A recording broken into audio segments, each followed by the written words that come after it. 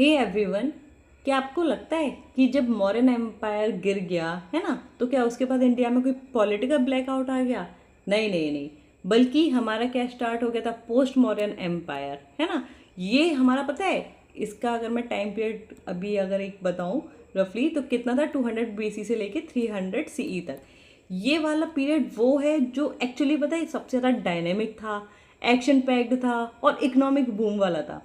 And उससे भी ज़्यादा यहाँ पे पता है कल्चरल सिंथेसिस देखने को मिलते हैं और मैसिव ग्लोबल ट्रेड आपको देखने को मिलेगा यहाँ पे। मतलब इनका एक्चुअली बर्थ हुआ था, है ना। चलिए, तो आज हमारे इस एंशियंट हिस्ट्री के 6 सेशन को कंप्लीट करते हैं फटाफट से। ऑलरेडी 5 हम कंप्लीट कर चुके हैं, तो उनको भी आप देख लीजिएगा अगर नहीं देखा हो तो। और आज हम हमारा कंप्लीट करेंगे पोस्ट मॉडर्न एम्पायर, बिल्कुल फटाफट से 1 पेज में। चलिए चलते हैं।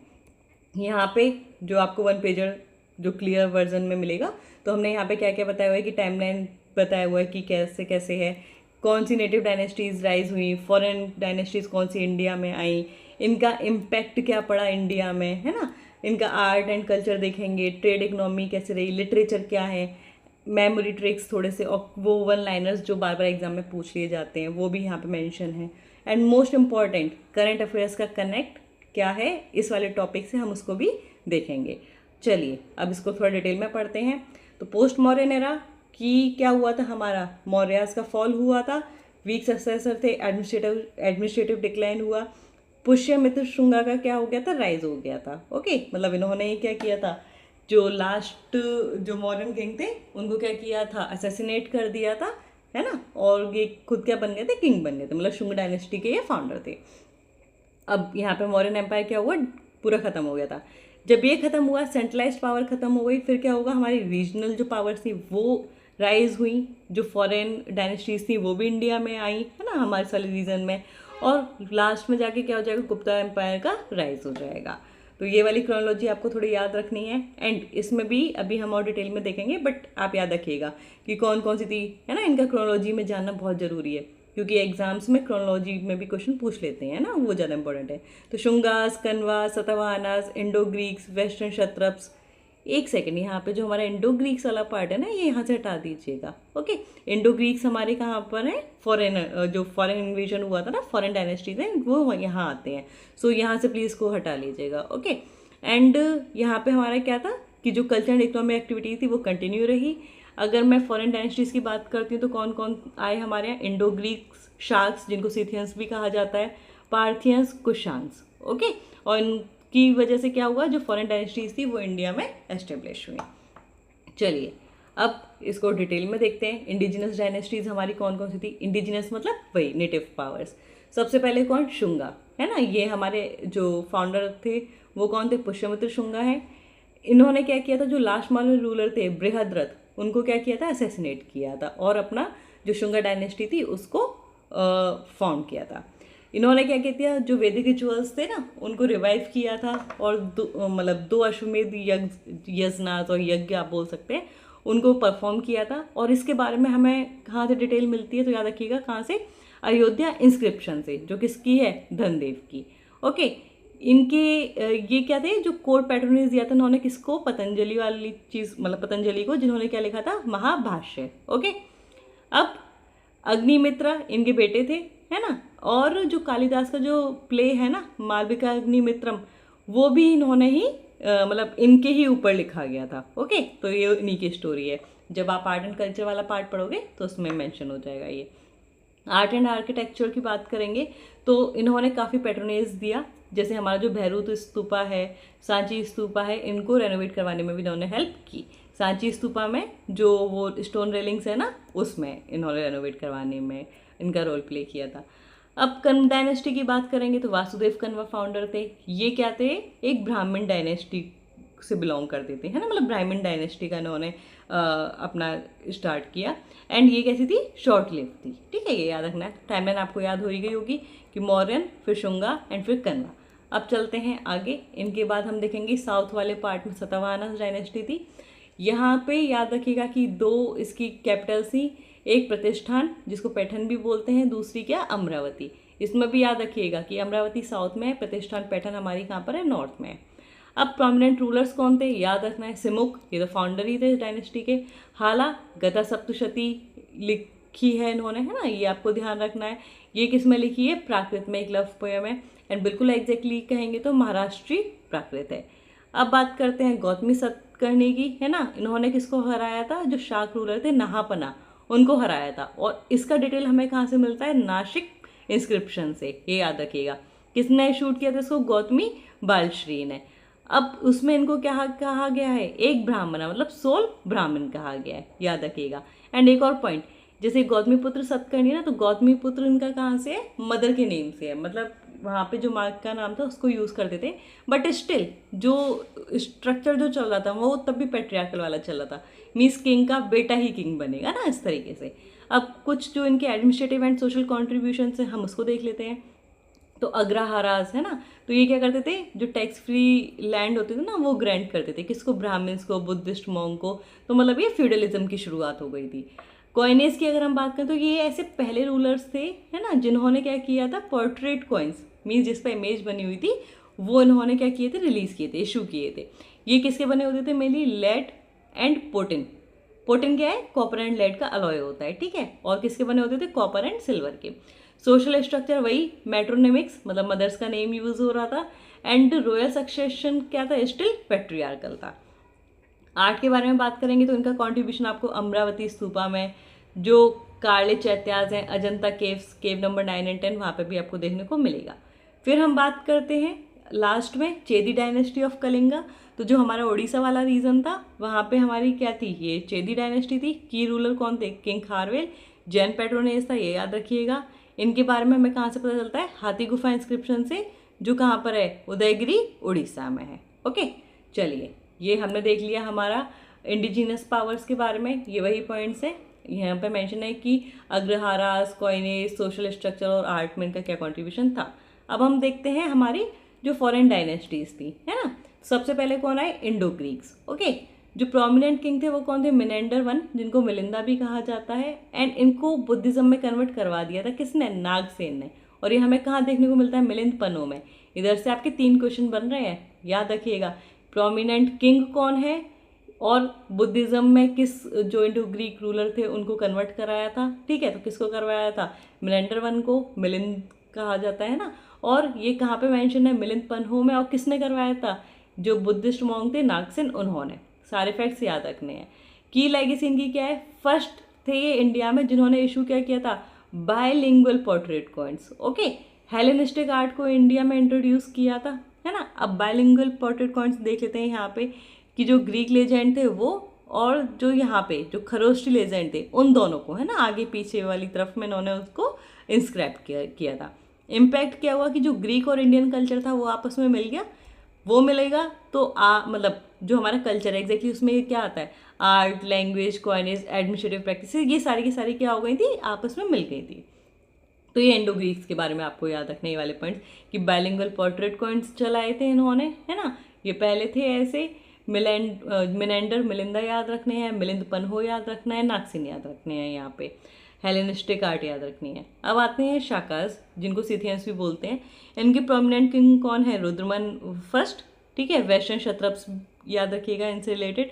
अब यहाँ पे आते हैं जूनागढ़ इंस्क्रिप्शन, कहाँ पे मिलता है, गिरनार गुजरात में। ये इनके लिए क्या था, इंपॉर्टेंट पॉइंट आता है हमारा, है ना, कि जूनागढ़ इंस्क्रिप्शन में ऐसा क्या है, ये पहला ऐसा मेजर इंस्क्रिप्शन है जो प्योर क्लासिक संस्कृत में लिखा गया है। ओके, और यहाँ पे क्या मेंशन है, सुदर्शन लेक जो थी ना, उसको इन्होंने क्या करवाया था, रिपेयर करवाया था। याद रखिएगा क्या करवाया है, रिपेयर करवाया। ये भी PYQ में आया हुआ है ना। रिपेयर करवाया, पर एक्चुअली जो बनवाया था वो किसने बनवाया था, चंद्रगुप्त मौर्य ने। ओके, ये चीज़ याद रखनी है ना। तो क्या है, ये प्योर संस्कृत में लिखा हुआ है, ठीक है। किसके बारे में रिकॉर्ड मिलता है, सुदर्शन लेक के बारे में मिलता है। और ये सुदर्शन लेक को रिपेयर करवाया था, बनवाई तो किसने थी, स्टार्टिंग में कंस्ट्रक्ट किसने करवाया था, चंद्रगुप्त मौर्य ने। ओके, चलिए आगे चलते हैं। अब हम देखते हैं पार्थियंस को। तो याद रखने हैं कि जो प्रोमिनेंट किंग थे वो कौन थे, गोंडोफेट्स, ठीक है। गोंडोफेरीज भी बोला जाता है ना। ये इनके कॉइन थे।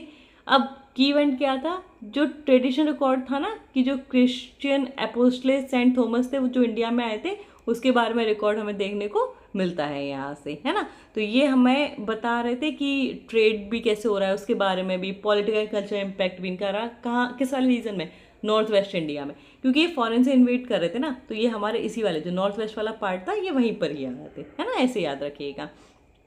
अब बात करते हैं कुशानाज की, है ना। तो कुशानाज में यहाँ पे याद रखिएगा कि फाउंड किसने किया था, कुजुला कैटफाइसिस ने। और विमा कैट, ये ना इंपॉर्टेंट हैं ये सारे, है ना, इसलिए याद रखिएगा। फाउंड किसने किया, कुजुला कैटफाइसिस ने। विमा कैटफाइसिस वो पहले कुशान रूलर से जिन्होंने क्या किया था, गोल्ड कॉइन्स को इशू किया था इंडिया में। और उस गोल्ड कॉइन्स में क्या क्या फीचर हो रहे थे, लॉर्ड शिवा, नंदी, त्रिशूला, ये सारी चीज़ उनमें फीचर होती थी, है ना, मतलब दिख जाती थी आपको। जो डायनेस्टी थी वो जो बिल्कुल पीक पे गई, जेनिथ पे गई, वो किस टाइम पे गई, कनिष्क वन के अंडर में, ये याद रखना है। तो तीनों, कुजुला, वीमा कैटफाइसिस और कनिष्क वन, तीनों का अलग अलग रोल है, याद रखिएगा। जो कैपिटल है तो दो याद रखनी है आपको, एक तो पुरुषपुर जो पेशावर में है, ठीक है, मतलब अभी वाला जो प्रेजेंट रीजन है पेशावर वाला वहाँ पे, और दूसरा क्या है, मथुरा। ओके, तो ये वाली चीज़ आपको याद रखनी है। अब यहाँ पे एक थोड़ा सा हम अलग इंपॉर्टेंट फैक्ट्स देख लेते हैं। मेजर माइलस्टोन्स क्या क्या है कनिष्क वन के अंडर में। तो जो साकेरा था ना हमारा, वो इस टाइम पे शुरू हुआ, किसने फाउंड किया, कनिष्का ने, जो कि हमारा क्या है, इंडिया का जो ऑफिशियल नेशनल कैलेंडर है ना, वो इसी पे बेसिस है, ठीक है, उसी का ही ये बेसिस है, तो ये याद रखना है आपको। जो फोर्थ बुद्धिस्ट काउंसिल है, ये तो आप पढ़ भी चुके हो 2-3 बार, है ना, तो ये तो याद होना चाहिए। जो फोर्थ बुद्धिस्ट काउंसिल थी वो भी किसके पेट्रोनेज में हुई थी, है ना, तो इन्हीं कनिष्क वन के अंडर में हुई थी। और कहाँ पे हुई थी, कश्मीर में हुई थी ये, ठीक है। और यहाँ पे क्या हुआ था, जो हीनयान और महायान था वो उसमें क्या हुआ था, स्प्लिट हो गया था, formal split. Trade and coinage की बात करेंगे तो जो हमारी जो की ब्रांचेस थी ना सिल्क रूट वाली, उसको ये कंट्रोल करते थे। गोल्ड कॉइन्स, है ना, प्योरेस्ट मतलब प्योर क्वालिटी के होते थे। अब ये याद रखिएगा, जो दिनार है ना उसको क्या बोला जाता था, गोल्ड कॉइन्स, है ना, गोल्ड कॉइन्स को क्या कहते थे, दिनार, है ना। और यहाँ पे बहुत सारे कॉपर कॉइन्स भी देखने को मिलते थे, तो ये गोल्ड दिनार याद रखिएगा, हमारे कॉपर कॉइन्स भी देखने को मिलते थे। चलिए अब आगे चलते हैं। अब हमारा देखते हैं आर्ट एंड कल्चर वाला पॉइंट, है ना, ये मेंस के लिए ज़्यादा इंपॉर्टेंट है, स्टिल प्री में भी क्वेश्चन पूछ सकते हैं। अब ये हमारे 3 है, एक गांधार स्कूल ऑफ आर्ट, एक मथुरा स्कूल ऑफ आर्ट और एक Amravati school of art. Amravati वाले रीजन में होगा ना, सदर्न वाले पार्ट में। मथुरा हमारा मथुरा वाला रीजन, ठीक है, वेस्ट यूपी वाला, है ना। गांधार हमारा कहाँ पे पड़ेगा, गांधार वाले रीजन में, मीन्स जो नॉर्थ वेस्ट वाला पार्ट है वहाँ पे। नॉर्थ वेस्ट वाले पार्ट में हमारा जो फॉरेन डायनेस्टीज आई थी उनके साथ कांटेक्ट था, तो मीन्स यहाँ पे हमें क्या देखने को मिलेगा, जो फॉरेन डायनेस्टीज का भी जो ब्लेंड होगा ना आर्ट एंड आर्किटेक्चर का, वो भी देखने को मिलेगा। जबकि ये हमारे कैसे होंगे, इंडिजिनस, क्योंकि ये हमारे इंटरनल एरियाज में ना, तो याद रखिएगा यहाँ पे हमें क्या है, ओरिजिनल इन्फ्लुएंस, ग्रेको रोमन और हेलेनिस्टिक इन्फ्लुएंस देखने को मिलता है, ये प्योरली इंडिजिनस है। And Amaravati is too purely indigenous development. Materials क्या यूज हो रहे थे, ग्रे शिस्ट, सैंडस्टोन, स्टूको। और मथुरा में हमारे सैंडस्टोन ज़्यादा देखने को मिलते हैं, ठीक है, तो यहाँ पे क्या थे, रेड स्पॉटेड सैंडस्टोन का ज़्यादा यूज़ हुआ है। अमरावती में वाइट मार्बल और लाइमस्टोन का यूज़ हुआ है। बुद्धिस्ट की जो फिगर है वो कैसे हैं, तो ये रियलिस्टिक फिगर्स हैं, वेवी हेयर्स हैं, है ना, जैसे आप देखोगे बाल ऐसे हैं, ये ऐसे कपड़े हैं ना, तो ड्रेप्ड रोब्स हैं।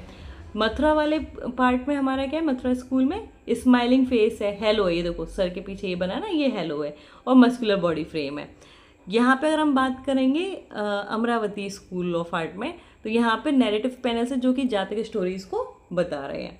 रिलीजियस फोकस के बारे में बात करेंगे तो ये मेनली बुद्धिस्ट है ना, जबकि ये वाला जो हमारा है मथुरा वाला, ये मल्टी रिलीजियस है। यहाँ पे हिंदू, जैन, बुद्धिस्ट तीनों चीज़ें आपको देखने को मिलेंगी। While on the other hand Amravati में भी प्राइमरीली क्या है, बुद्धिस्ट है। की एट्रीब्यूट्स की इससे पहले पैटर्न्स देख लेते हैं। तो किसने किया था, गांधार में कुशान रूलर्स ने, यहाँ पर भी हमारा मथुरा रीजन में कुशाना रूलर्स, और अमरावती हमने देखा था ना साउथ में कौन सी डायनेस्टी चल रही थी हमारी, है ना, कौन से रूलर्स है, सतवाहन रूलर्स। ओके, ये याद रखिएगा। की एट्रीब्यूट्स देख लेते हैं।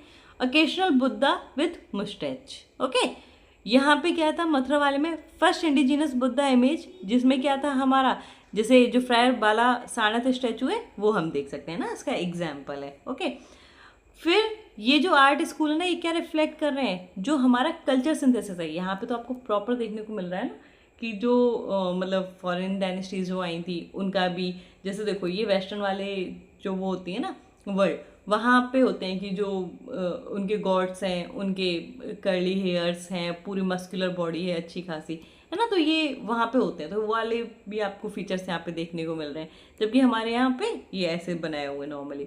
तो यहाँ पे कल्चर सिंथेसिस है, रीजनल डाइवर्सिटी और रिलीजियस वाइब्रेंसी भी हमें एंशिएंट इंडिया में देखने को मिल रही है। तो इन तीनों के बीच का डिफरेंस भी आपको याद रखना है।